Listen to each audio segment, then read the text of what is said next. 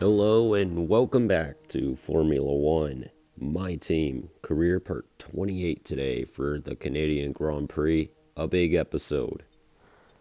You'll see why. And it is because we are fast again.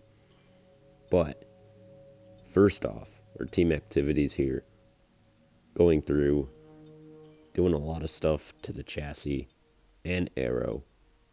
And then, of course, supplier HQ tour by the looks of it. We have a lot of time here to get stuff done.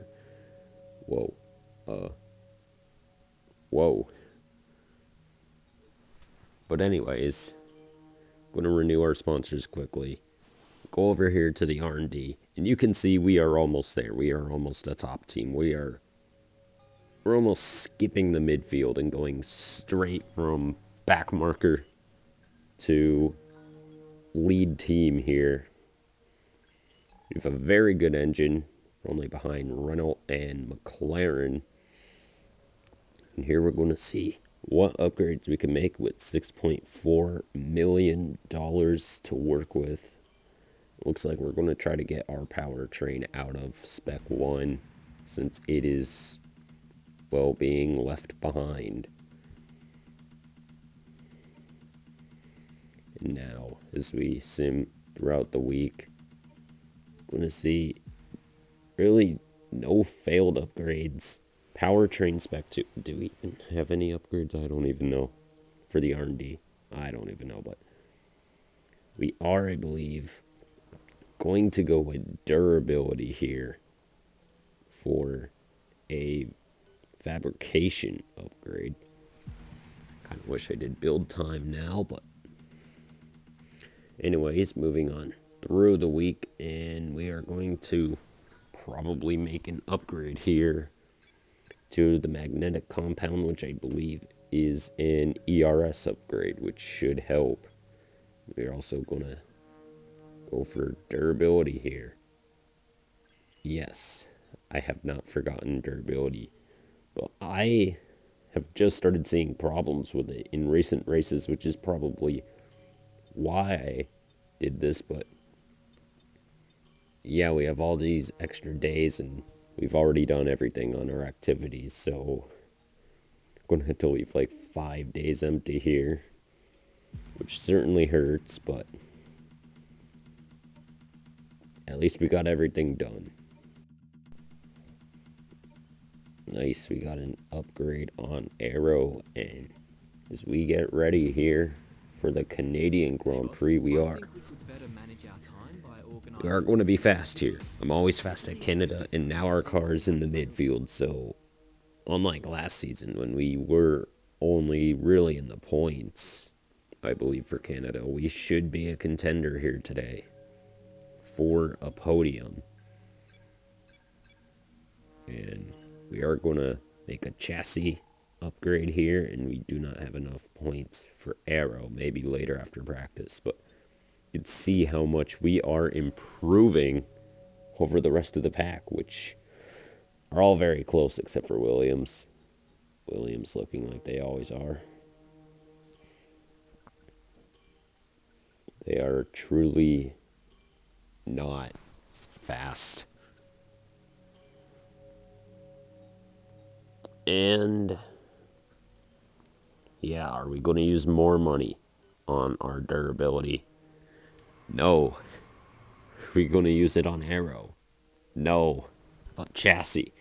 No. However, we are going to use it on our personnel. That'll be here by next race. So we now move on to practice. Canada seems tougher in this game, I will admit. In 2019, I felt like you could drive it deeper into the corners with less consequence. In this game, if you do that, you're gonna get penalized easier, I feel. But after practice, we are fastest. That's because no one else ran the qualifying sim program. So yeah, rain at the end of qualifying. That could become a factor here. So we're going to want to get out early just in case, like we always do, have one run early, and our second run will probably be not at the very end. But seeing what upgrades we can make, and we are going to make a power upgrade most likely to the engine. And we are just going to go with a normal upgrade because even if we try to rush, even if we don't rush it, it'll still be ready for France, which is the next race. Max Verstappen up ahead as we come around to complete our qualifying lap, and it is the fastest lap, and then we run into the back of the Red Bull. Wow. The damage repairs were only a minute, which didn't affect us. Kind of cut the corner there. Down under the final chicane and across the line. It's a new fastest lap, and you're going to see here at the end of qualifying, we are getting our first, I believe, pole position. Jack Aitken just outside of the points. I am shaking my head in a very happy manner, as you can see, as we get ready to head on to the race. I think we have a chance at the win here. I did up the difficulty a bit just so, you know, don't want to dominate the race. It would make a terrible video. But I upped the difficulty so that way maybe we'll have a tougher fight to win this race. Who knows? I think I upped it by 2 points or so. But let's now head down to the race. Here is David Croft.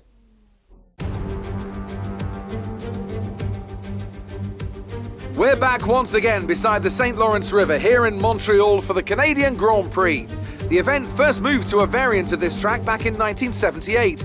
It was won by none other than Gilles Villeneuve, the first Canadian to ever win his home race, and in whose honour the circuit would be renamed. It's one of the fastest races of the season here at the Circuit Gilles Villeneuve, with around 60% of this 2.7-mile circuit taken at full throttle. There are 14 corners to navigate, the very last of which has its very own infamous history and could be the cause of a safety car today.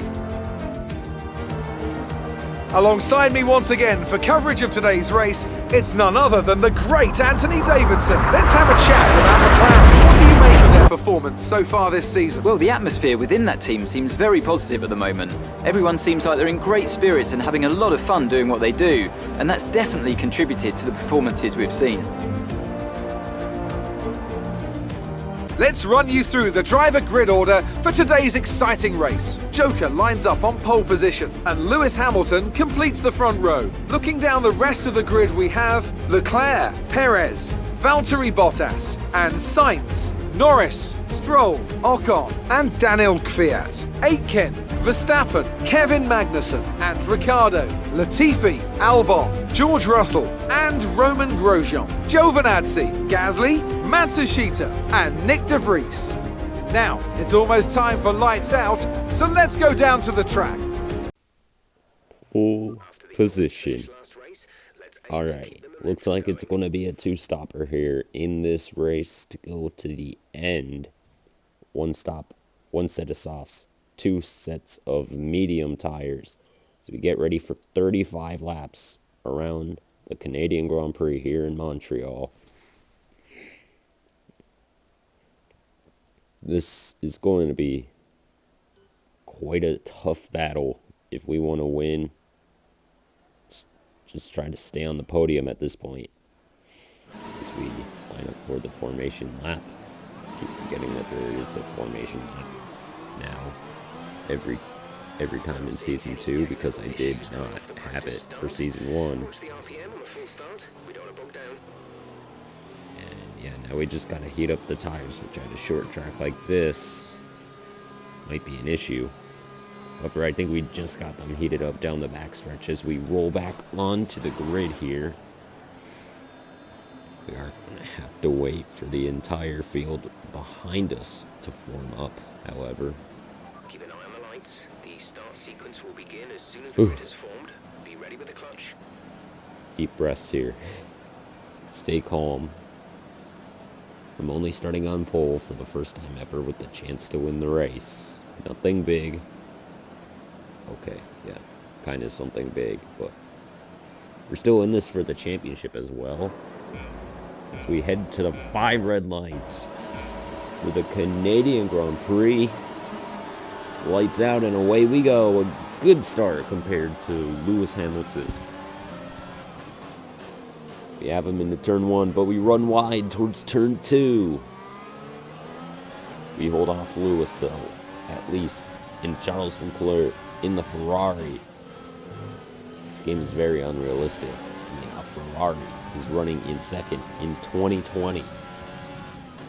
But Charles, trying to make that first, goes to the outside. Then I overrun the corner. He goes back to the inside, and wow. Charles really trying to get us here on this first lap as we try to hang on to the lead and across the line. We are going to hang on and lead lap 1 here. Charles in the Ferrari, I don't believe has a stronger engine.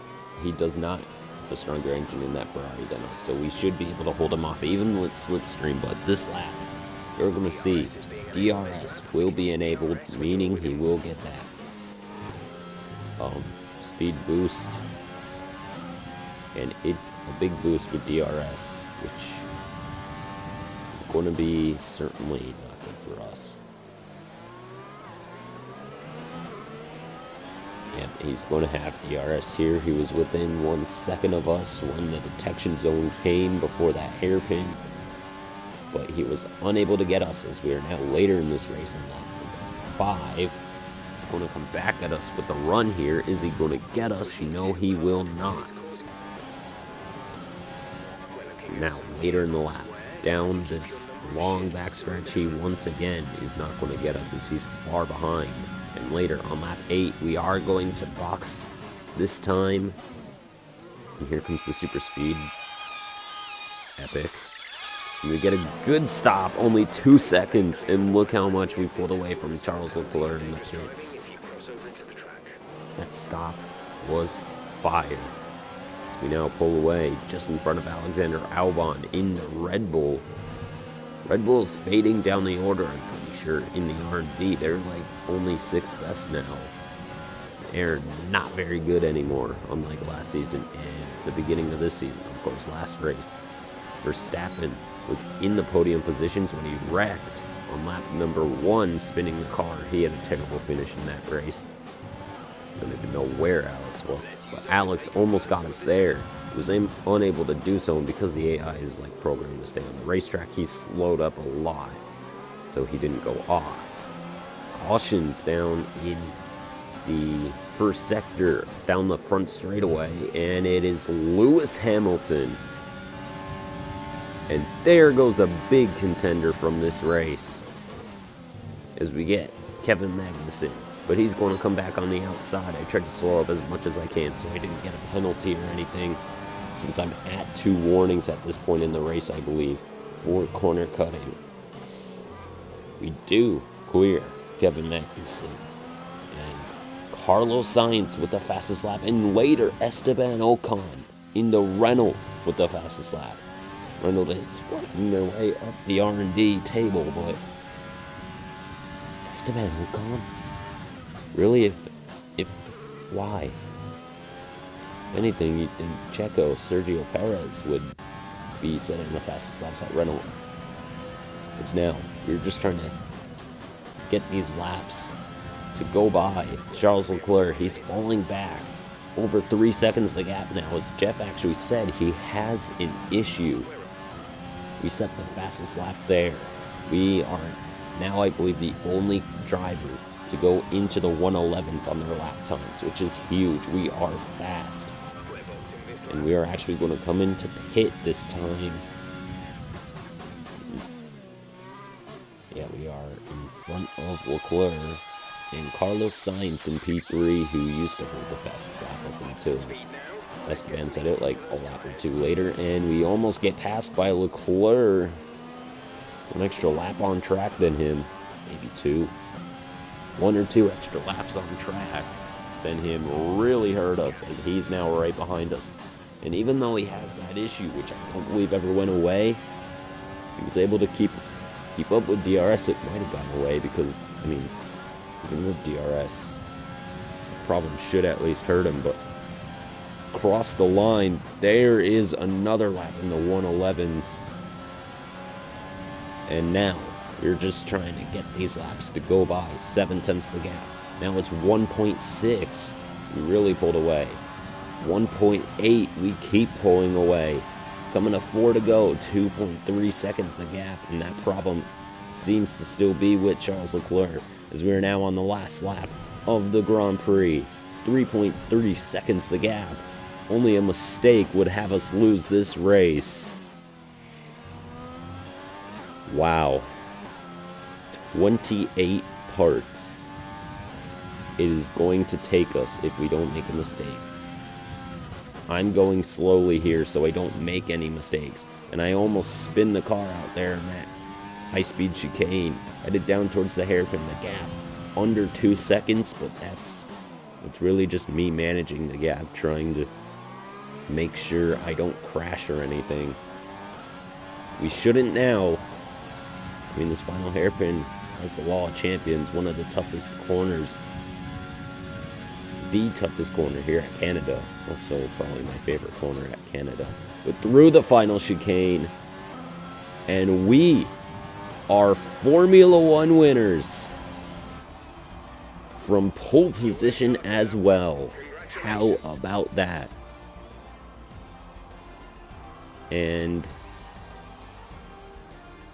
no, I don't want that. And for another magnificent Canadian Grand Prix, and they've hung on to take a sublime victory here today.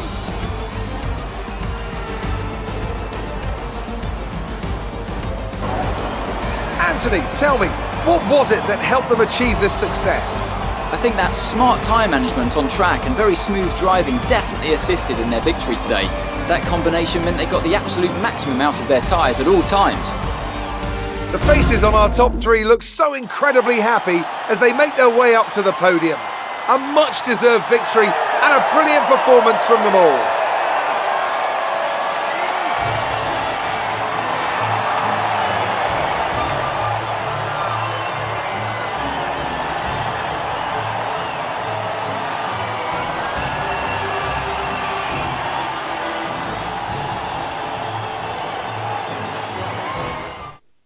Alexander Albon gets the driver of the day in a race that I won for the first time from pole in a car that is only 4th on the R&D table. Still kind of far behind Mercedes. Wow, let's see what Anthony Davidson says here.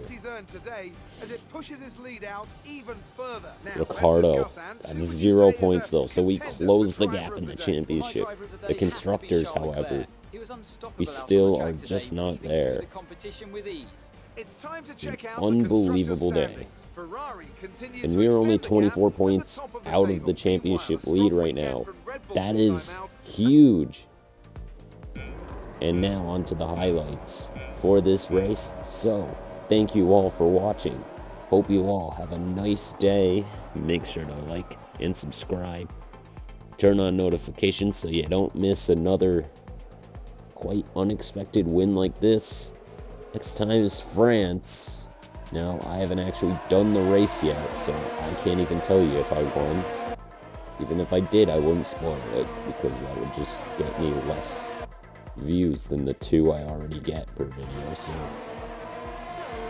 Oh yeah, also, only like 80% of the people who watch my video, or only like 15 or 20% of the people who watch my videos are subscribed.